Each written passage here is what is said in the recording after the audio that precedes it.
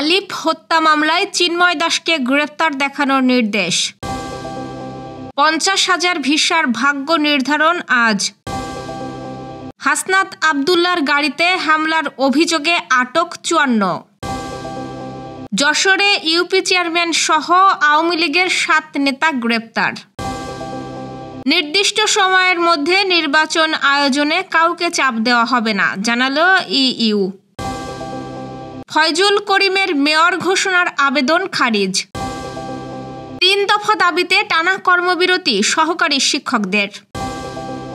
ভারত পাকিস্তান উত্তেজনা, জাতিসংঘের নিরাপত্তা পরিষদ আজ রুদ্ধদ্বার বৈঠক। দর্শক, শুনছিলেন দিনের খবরের প্রধান শিরোনাম, এবার বিস্তারিত। তার আগে গ্রামের কাগজের ইউটিউব চ্যানেল সাবস্ক্রাইব করুন এবং সব খবর পেতে ফেসবুক পেজ ফলো করে রাখার পাশাপাশি ওয়েবসাইট ভিজিট করুন। চট্টগ্রামে আইনজীবী আলিফ হত্যা মামলায় সনাতনী জাগরণ জোটের মুখপাত্র চিন্ময় দাসকে গ্রেফতার দেখানোর নির্দেশ দিয়েছেন আদালত। সোমবার সকালে শুনানি শেষে এই আদেশ দেয় চট্টগ্রামের 6ষ্ঠ মহানগর হাকিম SM আলাউদ্দিন। বিষয়টি নিশ্চিত করেছেন সহকারী পাবলিক প্রসিকিউটর রায়হানুল ওয়াজেদ চৌধুরী। তিনি বলেন, আইনজীবী আলিফ হত্যা মামলায় চিন্ময়কে গ্রেফতার দেখানোর জন্য আবেদন করে পুলিশ। আদালত আবেদন মঞ্জুর করেছেন। চিন্ময় কৃষ্ণ দাসের নিরাপত্তা ও সার্বিক পরিস্থিতি বিবেচনা আদালতে হাজির করা হয়নি, কিন্তু ভার্চুয়াল শুনানিতে জেলখানা থেকে সংযুক্ত করা হয়।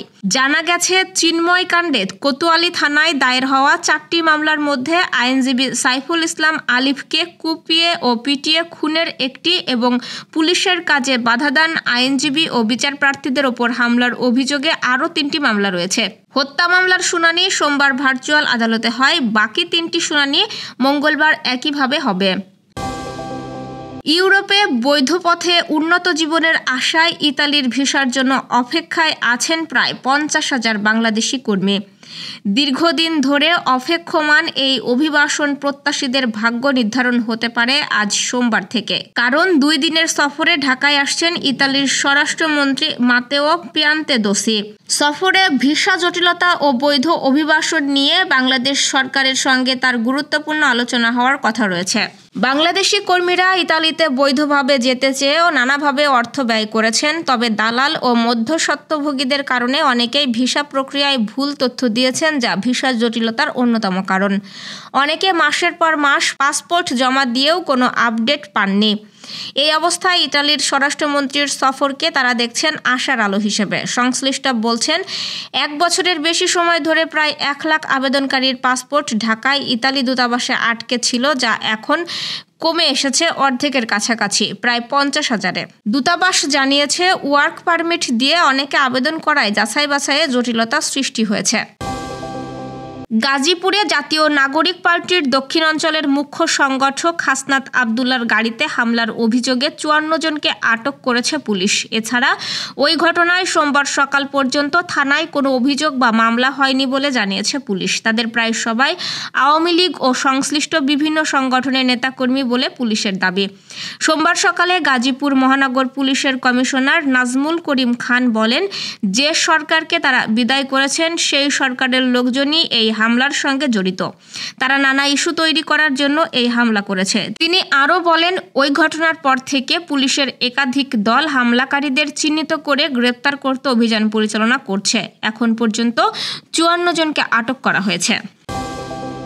যশোরের শার্শা উপজেলার 3 জনপ্রতিনিধি সহ আওয়ামী লীগের 7 নেতাকে গ্রেপ্তার করেছে পুলিশ। রোববার রাত 8:30টার দিকে ঝিকরগাছা উপজেলার হাজির আলী এলাকার একটি বাসা থেকে তাদের গ্রেপ্তার করা হয়। গ্রেপ্তার ব্যক্তিরা হলেন শার্শা উপজেলার বাহাদুরপুর ইউনিয়ন পরিষদের চেয়ারম্যান ও ইউনিয়ন আওয়ামী লীগের সাধারণ সম্পাদক মফিজুর রহমান, ইউপি সদস্য মহিউদ্দিন আলম, শার্শা সদর ইউনিয়নের 9 নম্বর ওয়ার্ড আওয়ামী লীগের সহ সভাপতি ও ইউপি সদস্য আব্দুল খালেক, বাহাদুরপুর ইউনিয়নের 9 নম্বর ওয়ার্ড যুবলীগের সহ সভাপতি মুকুল হোসেন, শার্শা ইউনিয়ন আওয়ামী লীগের সদস্য কাজী আক্তারুজ্জামান, শার্শা সদর ইউনিয়নের 4 নম্বর ওয়ার্ড যুবলীগের সহ সভাপতি হায়দার আলী ও শার্শা উপজেলা যুবলীগের কার্যনির্বাহী সদস্য সাহেব আলী। পুলিশ জানায়, গত 5 আগস্টের পর থেকে গ্রেপ্তার ব্যক্তিরা আত্মগোপনে ছিলেন। গোপন তথ্যের ভিত্তিতে একটি ফ্ল্যাটে অভিযান চালিয়ে তাদের গ্রেপ্তার করে ঝিকরগাছা থানার পুলিশ। তাদের বিরুদ্ধে বিশেষ ক্ষমতা আইন ও বিস্ফোরক দ্রব্য নিয়ন্ত্রণ আইনে একাধিক মামলা আছে।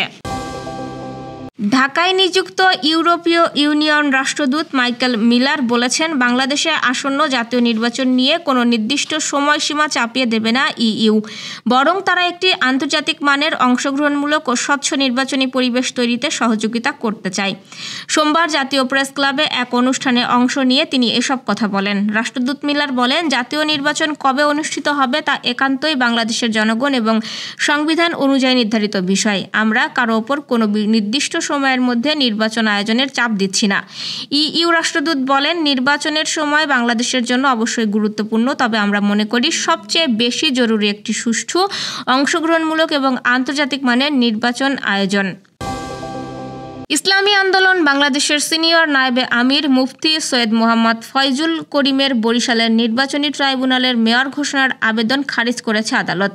সোমবার দুপুর 12:30টায় নির্বাচন ট্রাইব্যুনালের বিচারক ও সিনিয়র সহকারী জজ হাসিবুল হাসান এই আদেশ দেন। ইসলামী আন্দোলন বাংলাদেশের আইনজীবী শেখ নাসির উদ্দিন ও মোহাম্মদ হানিফ মিয়া জানান, ঘটনার পর বহুদিন অতিবাহিত হওয়ায় মামলাটি গ্রহণের পর্যায়ে না থাকা সহ বিভিন্ন কারণ দেখিয়ে আদালত আবেদনটি খারিজ করেছেন। তবে এ বিষয়ে উচ্চ আদালতে যাওয়ার কথা জানিয়েছে আইনজীবীরা। গ্রেড বৃদ্ধি সহ 3 দফা দাবিতে আজ থেকে টানা কর্মবিরতিতে দেশের সব সরকারি প্রাথমিক বিদ্যালয়ের সহকারী শিক্ষকরা। সোমবার থেকে সারা দেশের সব সরকারি প্রাথমিক বিদ্যালয়ে 1 ঘন্টার কর্মবিরতি ঘোষণা করেছেন তারা। সরকার দেবে 12 গ্রেড, তবে শিক্ষকরা চান 11তম। এই দাবি পূরণ না হওয়ায় শিক্ষকরা কর্মবিরতির কর্মসূচি ঘোষণা করেন। এর আগে দাবি মানার জন্য রোববার পর্যন্ত সময় বেঁধে দিয়েছিলেন তারা। সহকারী শিক্ষকরা 10ম গ্রেডে বেতন চেয়ে আন্দোলন করছেন। তাদের বক্তব্য, অন্তত শুরুতে 11তম গ্রেডে বেতন দিতে হবে। এছাড়া চাকরিতে 10 বছর ও 16 বছর পূর্তিতে উচ্চতর গ্রেড পাওয়ার জটিলতা নিরসন এবং প্রধান শিক্ষক পদে 100% পদোন্নতি দিতে হবে। এই 3 দাবিতে আজ থেকে 1 ঘন্টা কর্মবিরতিতে যাচ্ছেন প্রাথমিকের শিক্ষকরা। এই কর্মসূচি চলবে আগামী 15 মে পর্যন্ত। এরপর 16 থেকে 20 মে পর্যন্ত 2 ঘন্টা করে কর্মবিরতি করবেন। 21 থেকে 25 মে পর্যন্ত অর্ধ দিবস কর্মবিরতি এবং 26 মে থেকে দাবি পূরণ না হওয়া পর্যন্ত পূর্ণ দিবস কর্মবিরতির ঘোষণা দিয়েছেন শিক্ষকরা। গত 22 এপ্রিল পেহেলগামে সন্ত্রাসী হামলার পর ভারত ও পাকিস্তানের মধ্যে উত্তেজনা ক্রমেই বাড়ছে।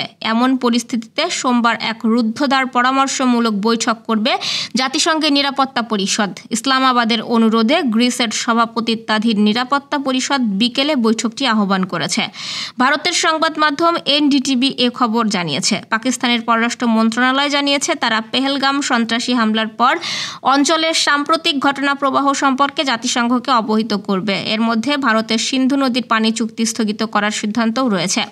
পররাষ্ট্র মন্ত্রণালয় আরও বলেছে, এই গুরুত্বপূর্ণ কূটনৈতিক পদক্ষেপ আন্তর্জাতিক সম্প্রদায়ের কাছে প্রকৃত তথ্য উপস্থাপন করার পাকিস্তানের প্রচেষ্টার একটি অংশ। পাকিস্তান বর্তমানে 15 সদস্য বিশিষ্ট নিরাপত্তা পরিষদের একজন অস্থায়ী সদস্য। নিরাপত্তা পরিষদের 5টি স্থায়ী সদস্য যাদের ভেটো ক্ষমতা রয়েছে তারা হলো চীন, ফ্রান্স, রাশিয়া, যুক্তরাজ্য এবং যুক্তরাষ্ট্র। এছাড়াও 10টি অস্থায়ী সদস্য হলো Algeria, Denmark, Greece, Guyana, Pakistan, Panama, দক্ষিণ কোরিয়া, সিয়েরা লিওন, স্লোভেনিয়া ও সোমালিয়া। মে মাসের জন্য নিরাপত্তা পরিষদের সভাপতিত্ব করছে গ্রিস। দর্শক, এই ছিল দুপুরের আয়োজন। রাতের খবর দেখার আমন্ত্রণ রইল। সেই সঙ্গে এতক্ষণ সাথে থাকার জন্য ধন্যবাদ।